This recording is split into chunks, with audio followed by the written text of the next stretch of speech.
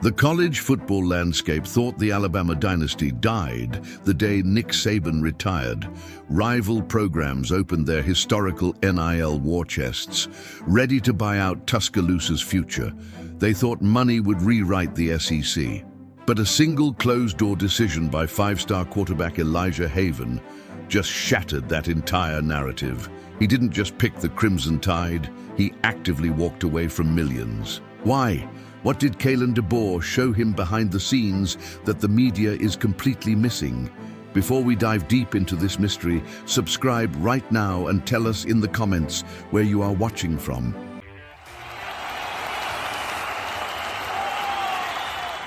There is a massive structural shift happening in Alabama, a calculated gamble, and the truth goes far deeper than a standard recruiting ranking. For the past 2 years, college football has operated under one universal law: money wins championships. Programs like Texas, Georgia, and Ohio State built entire empires on massive NIL valuations. The national media predicted Alabama could no longer compete in this hyperinflated market without its legendary coach. It seemed logical. If you can get $5 million elsewhere, why choose Tuscaloosa? But logic failed completely on July 12, 2026.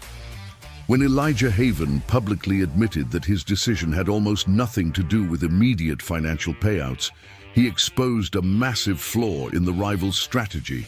Alabama isn't playing the corporate bidding game. They are exploiting it.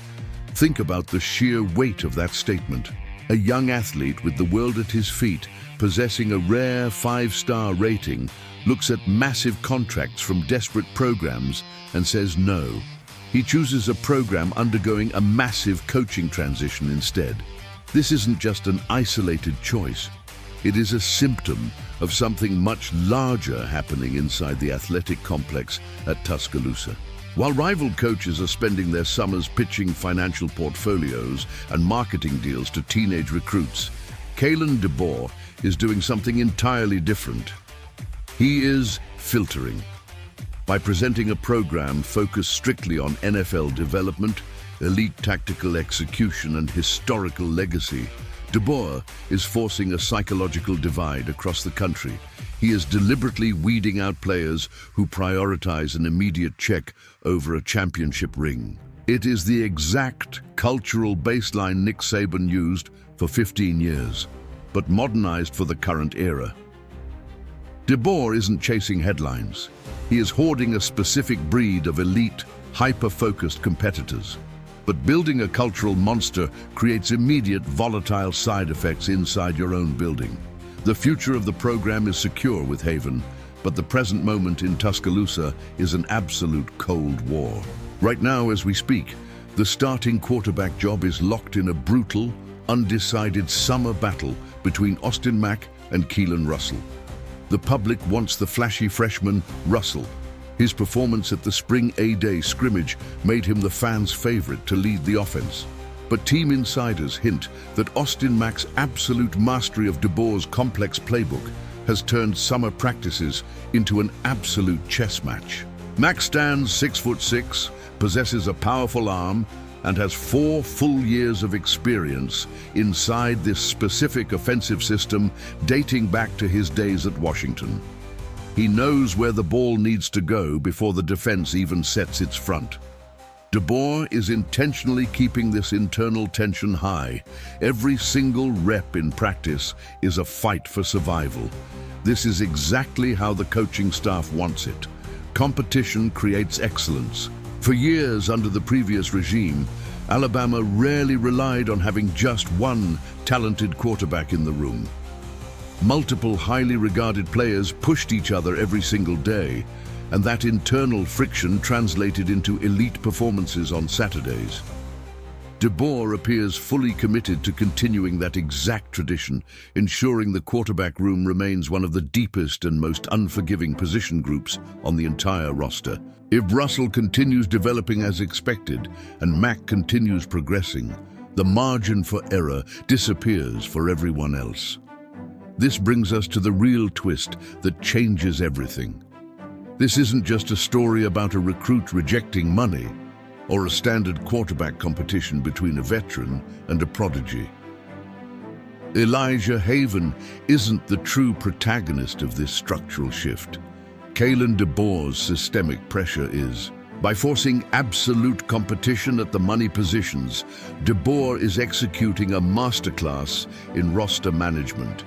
He is using the future depth chart as a psychological weapon against his current roster, and using his current roster's elite standard to attract future icons. He isn't trying to copy Nick Saban's exact steps. He is building something entirely different, a sustainable, self-mending powerhouse that uses internal pressure to achieve external dominance. Look at how the skill positions are being assembled around these quarterbacks. The addition of explosive weapons on the outside changes how defenses must approach this team.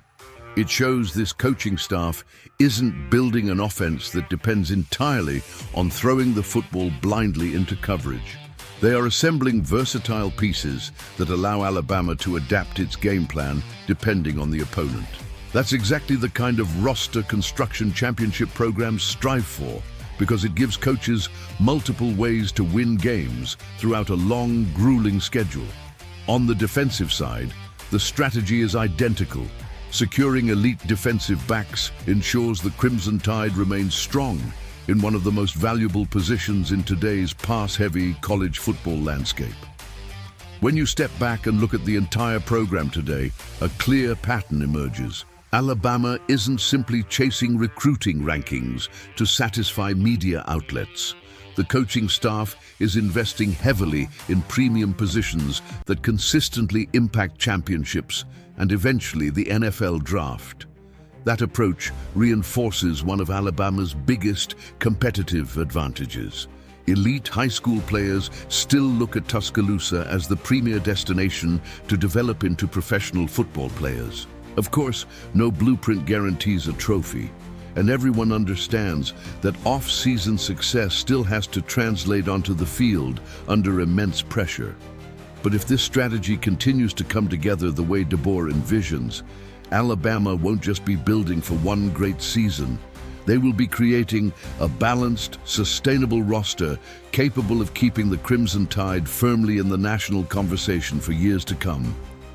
It makes you wonder, did the SEC actually close the gap on Alabama, or did they just fall into a brilliant trap? While rival schools burn millions trying to buy a trophy, DeBoer is making recruits bleed for it. The real moves aren't happening on public boards or social media. They are happening in the unwritten lines of summer camp. What is your take on this? Is DeBoer's high-stakes cultural gamble the ultimate way to secure a national championship? Or is the locker room pressure between Mack and Russell bound to crack the team open before the season even begins? The truth is always found between the lines of the official narrative. If you want to stay ahead of every major development in Tuscaloosa, make sure you smash that subscribe button right now, turn on all notifications, and leave a like on this video. Your support keeps this channel running. Drop your thoughts in the comments below. Let us know what you think about the quarterback battle. And as always, roll Tide.